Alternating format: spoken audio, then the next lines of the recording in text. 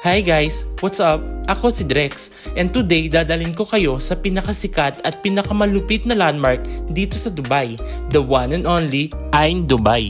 Kung hindi nyo pa alam, ito yung tallest observation wheel in the world. Yes guys, legit. Mas malaki pa to kaysa sa London Eye. Located siya dito sa Blue Waters Island. So let's go, samahan niyo ako sa buong experience. So ayun nga, medyo maaga kami dumating. Ang schedule namin is 8 PM pa, pero 6 PM nandito na kami. Alam nyo na, excited eh. Kung makikita nyo, sobrang ganda ng vibes dito.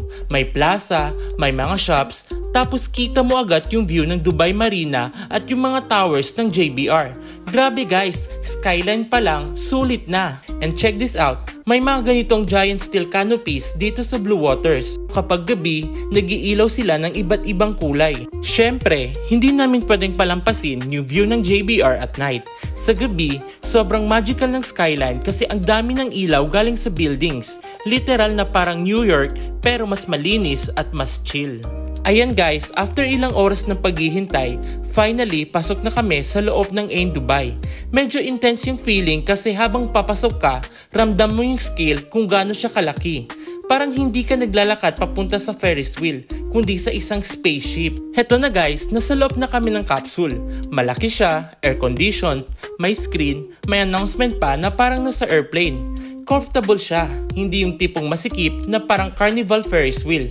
Legit premium experience. Habang unti-unti kaming umaakyat, kita mo yung buong Blue Waters Island. Sobrang gandang tingnan from above dahil sa mga ilaw. Tapos habang umaangat palalo, tanaw mo yung highway, Marina Skyline, tapos eventually pati Palm Jumeirah. Iba talaga yung view kapag nasa taas ka ng world's tallest observation wheel. Parang buong Dubai nakalatak sa harap mo. At ayun nga, pababa na kami.